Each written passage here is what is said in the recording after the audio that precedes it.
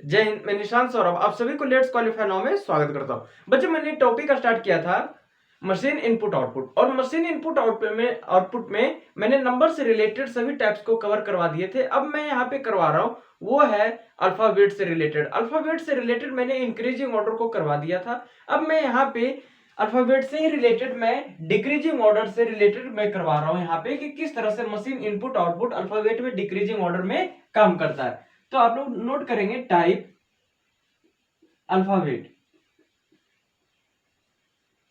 Alphabet में यहां पे डिक्रीजिंग ऑर्डर,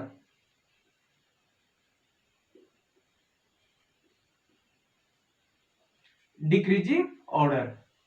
अब बच्चों यहां पे ध्यान दे, अगर जैसे मैंने कोई इनपुट लिया और ये इनपुट किसी तरह से रैंडमली लिया गया है। अब जैसे मैंने यहां पे ले लिया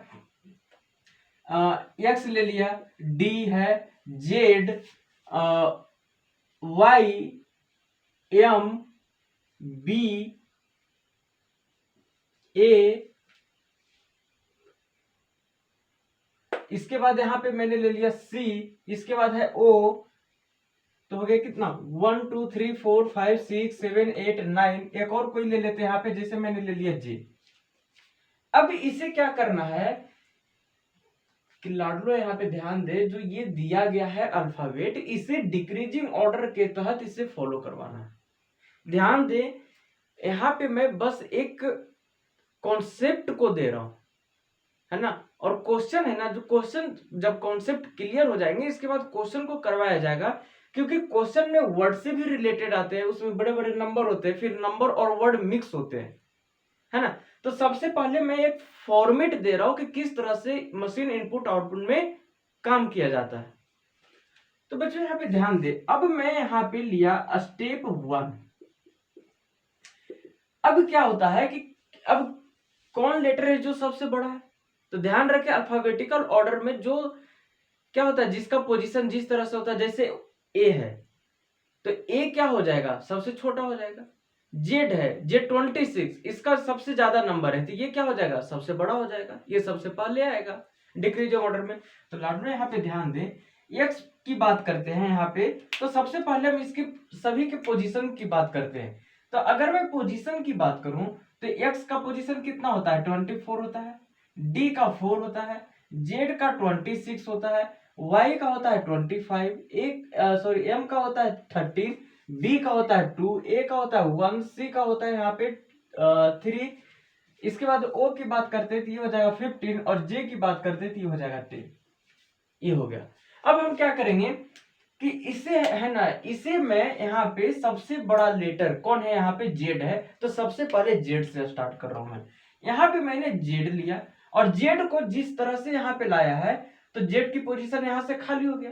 अब क्या होगा यहाँ पे कि जो बाकी रिमेनिंग अल्फाबेट बच गया उसे इसी तरह से लिख देंगे, है ना। जैसे यहाँ पे देखिए एक्स हो गया, डी हो गया, वाई हो गया, एम, बी, ए, सी, ओ, जे, ये हो गया।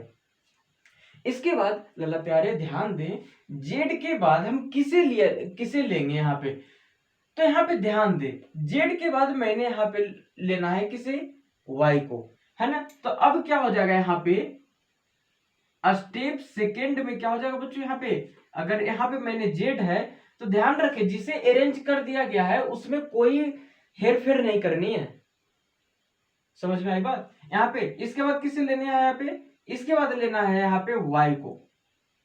जब मैंने यहाँ पे y को लिया तो y का प्लेस खाली हो गया। अब बाकी जो बचा है उसे इसी तरह से लिख देंगे, क्या हो जाएगा यहाँ पे x हो जाएगा, d हो जाएगा, इसके बाद क्या हो जाएगा यहाँ पे m हो जाएगा, b हो जाएगा, a, c, o, j, ये हो गए।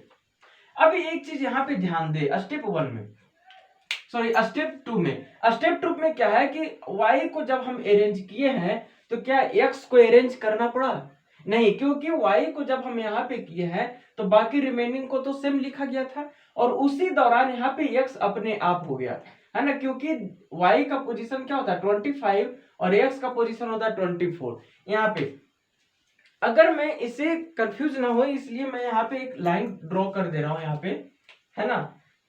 यहाँ पे इसे पार्ट वाइज कर दे रहे हैं। यहाँ पे ऊपर वाला इनपुट है उसके नीचे क्या है, स्टेप 1 है, और उसके नीचे क्या है बच्चों यहाँ पे, तो स्टेप 2 है। अब ध्यान दें यहाँ पे, अब मैं यहाँ पे बात करूं स्टेप फर्स्ट में, तो स्टेप फर्स्ट में जेड को अरेंज किया गया था, स्टेप सेकंड में वाई को अरेंज किया गया और एक्स अपने आप अरेंज हुआ है। इसके बाद मैं अगर बात करूं यहाँ पे, तो लल्ला प्यारे ध्यान दें यहाँ पे बच्चों, इसके बाद हो जाएगा स्टेप थर्ड। स्टेप थर्ड में क्या होगा बच्चों, यहाँ पे एक्स के बाद किसे अरेंज किया जाएगा, ध्यान दें एक्स का पोजीशन होता है 24, 24 से छोटा कौन कौन है यहाँ पे, तो 24 से छोटा जो अरेंज किया गया है उसे छोड़ दे और बाकी को देखें तो सभी छोटे हैं, लेकिन छोटा में भी कौन है एक्स के नजदीक में, तो यहाँ पे 24 है, यहाँ पे 4 है, 4 तो बहुत ज्यादा छोटा हो रहा है, 13 है, यहाँ पे 15 हो जाएगा, 15 पे क्या है ओ है। अब ध्यान दें यहाँ पे जेड हो गया, यहाँ पे वाई हो गया, यहाँ पे एक्स हो गया, इसके बाद मैंने ओ को अरेंज किया। अब जब मैंने ओ को अरेंज किया है तो क्या हो जाएगा, बाकी को सेम एज इट इज लिख देंगे यहाँ पे, तो ध्यान दे बच्चों यहाँ पे, इसके बाद क्या हो जाएगा, डी हो जाएगा, एम हो जाएगा, बी हो जाएगा, ए हो जाएगा, सी हो जाएगा, जे हो जाएगा, ये अरेंज हो गए, ठीक है ना। इसके बाद क्या किया जाएगा यहाँ पे, ध्यान दे ओ के बाद कौन आएगा यहाँ पे, ओ के बाद कौन आएगा बच्चों यहाँ पे, ध्यान दे, तो ओ के बाद अगर हम बात करते हैं तो ओ का पोजीशन 15 और 15 से छोटा कौन है यहाँ पे, तो यहाँ पे आ जाएगा एम, है ना 13 पे, तो यहाँ पे क्या है स्टेप 4। अगर मैं स्टेप 4 की बात करूं यहाँ पे, तो ये जेड हो गया, वाई हो गया, एक्स हो गया, ओ हो गया, इसके बाद यहाँ पे ध्यान दे 13 है यहाँ पे, तो 13 पे एम को ले लिया यहाँ पे, इसके बाद यहाँ पे क्या हो जाएगा, डी बी ए सी जे, ये हो गए। कोई दिक्कत नहीं, कोई भी दिक्कत हो आप लोग कमेंट सेक्शन में जरूर मेंशन करेंगे। अब बच्चों यहाँ पे ध्यान दें, अब तो स्टेप 4 भी हो गया, स्टेप 5 में किसे किया जाएगा, यहाँ पे स्टेप 5 में किसे किया जाएगा, तो ध्यान दे बच्चों यहाँ पे स्टेप 5 की बात करूं यहाँ पे, तो स्टेप 5 में देखें कि कैसे अरेंज किया जाएगा। यहाँ पे जेड हो गया, यहाँ पे वाई हो गया, यहाँ पे एक्स हो गया, यहाँ पे ओ हो गया, यहाँ पे एम हो गया, इतना तो स्टेप 4 में ही अरेंज किया गया था। अब एम के बाद किसका नंबर है, अगर मैं एम के बाद नंबर की बात करूं तो एम 13 पे है, और 13 के पास में कौन है सबसे छोटा, तो जे है, सबसे सॉरी मतलब एम से सभी छोटे हैं जो रिमेनिंग में बचा हुआ है ना, जो रिमेनिंग अल्फाबेट है, लेकिन जे क्या है उसके पास में है, तो इसके बाद क्या हो जाएगा बच्चों, यहाँ पे जे हो जाएगा, इसके बाद डी, इसके बाद बी, इसके बाद ए, इसके बाद सी।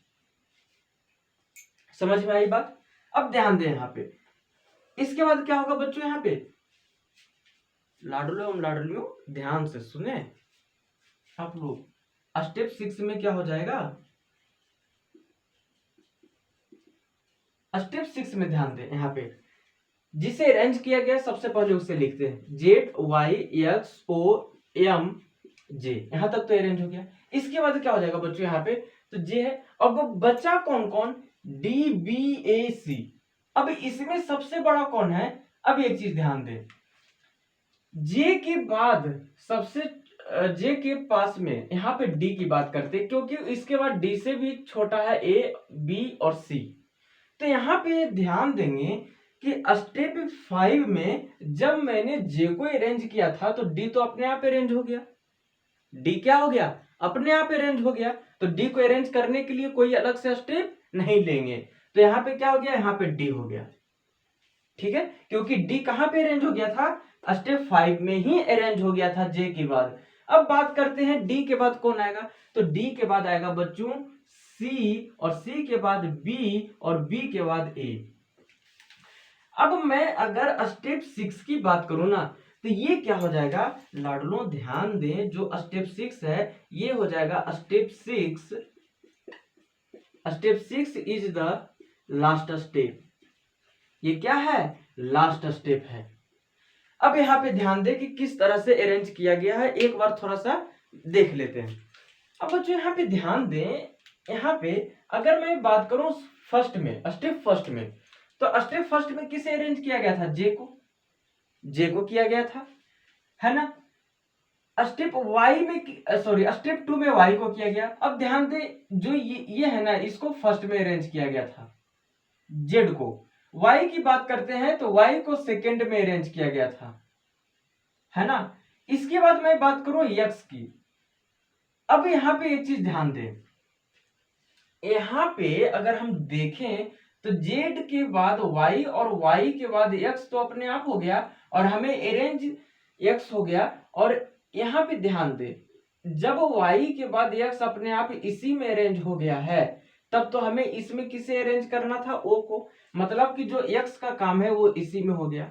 इसमें अरेंज हुआ है o, है ना, इसमें अरेंज हुआ है m, और m के बाद कौन अरेंज हुआ है बच्चों, यहाँ पे m के बाद अरेंज हुआ है j, और j की बात करते हैं ना तो लाडो यहाँ पे ध्यान दें, d अपने आप अरेंज हो गया था। जब d अपने आप अरेंज हुआ था तो यहाँ पे c को जब हम अरेंज किए हैं तो b और a अपने आप अरेंज हो गया। ठीक है, अब यहाँ पे ध्यान दे, अब मैं इसे क्या कर रहा हूं ना, इसे शॉर्टकट में देखिए किस तरह से किया जाएगा। ध्यान से देखें, यहाँ पे सबसे पहले बात हम करते हैं जेड की। जेड अपने आप अरेंज हो गया, सॉरी अरेंज किया गया फर्स्ट स्टेप में, वाई को स्टेप सेकेंड में अरेंज किया गया, है ना। और जब हम y को अरेंज किए हैं तो x क्या हुआ, अपने आप अरेंज हुआ ना, मतलब कि ये सेकेंड का a हो जाएगा। सेकेंड a मीन्स कि स्टेप सेकेंड में ही है लेकिन ये अपने आप अरेंज हुआ है। अब x के बाद किसे अरेंज किया गया है, o को अरेंज किया गया है, तो ये हो जाएगा स्टेप 3। ओके लाडलो, अब ध्यान दे, o को अरेंज किए हैं, इसके बाद हमें अरेंज किया गया था, मैंने अरेंज किया था m को, ये हो गया स्टेप 4 में। जब मैंने m को अरेंज किया ना बच्चों यहाँ पे, तो m के बाद किसे अरेंज मैंने किया, j को। j कहाँ पे है, यहाँ पे है, और ये किस में आ जाएगा, j को मैंने अरेंज किया था यहाँ पे बच्चों ध्यान दे तो स्टेप 5 में अरेंज किया था। जब मैंने j को अरेंज किया था बच्चों तो ध्यान दे d अपने आप अरेंज हो गया था। मतलब कि यहाँ पे जो d है वो 5 का a में आ गया। मतलब कि स्टेप 5 में मैंने j को किया था लेकिन d अपने आप अरेंज हो गया था। अब ध्यान दे यहाँ पे, अब मैं बात करता हूं c को। जब मैंने c को अरेंज किया था स्टेप 6 में यहाँ पे, तो ये हो गया स्टेप 6 में, सॉरी हाँ 6 में।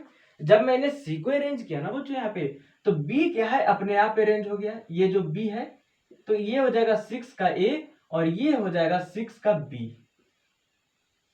तो ध्यान दें कि कितना स्टेप में कंप्लीट हुआ है। और जो स्टेप 6 है ना बच्चों, ये step 6 is the last step of this input. Okay guys student, बच्चों तो आप लोग ध्यान पूर्वक इसे नोट करेंगे और जो भी डाउट्स होंगे ना बच्चों उसे आप लोग कमेंट सेक्शन में जरूर देंगे।